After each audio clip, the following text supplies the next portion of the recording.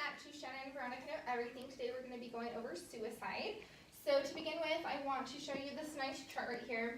So when it comes to suicide, you have to remember that self-harm is not suicide, but it can become suicide.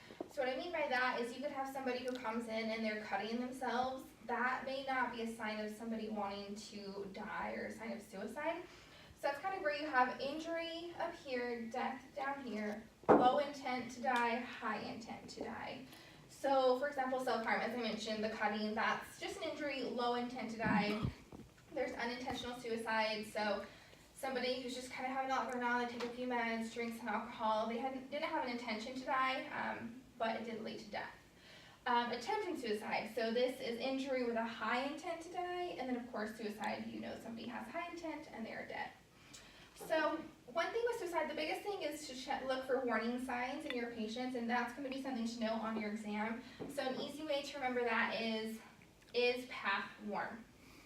Kind of strange, but just think like you want that warm and fuzzy to keep somebody alive, to make them feel good. So is the path warm?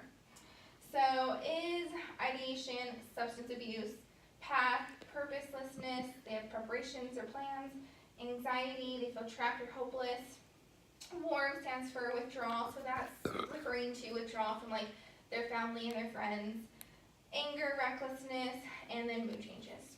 So warm and fuzzy, is the path warm for them or not?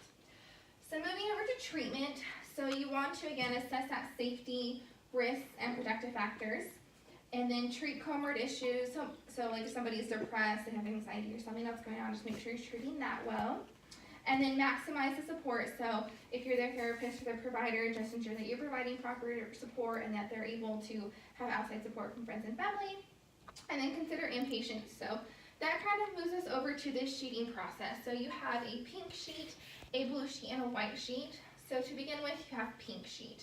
This is where you include transport and then just a temporary hold. Moving down to blue sheet, this is a 72-hour hold.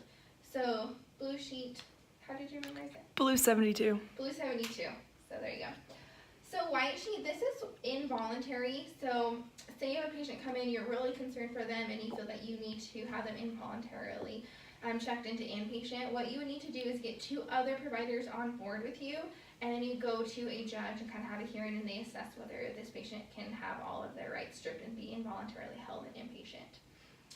So just to review, suicide, just remember that self-harm is not always suicide, and so you need to be careful when somebody comes in, they're cutting themselves, that doesn't automatically mean suicide.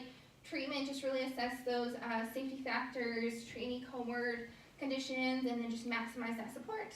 And then we have pink sheet, blue sheet, and white sheet. Thanks for tuning in.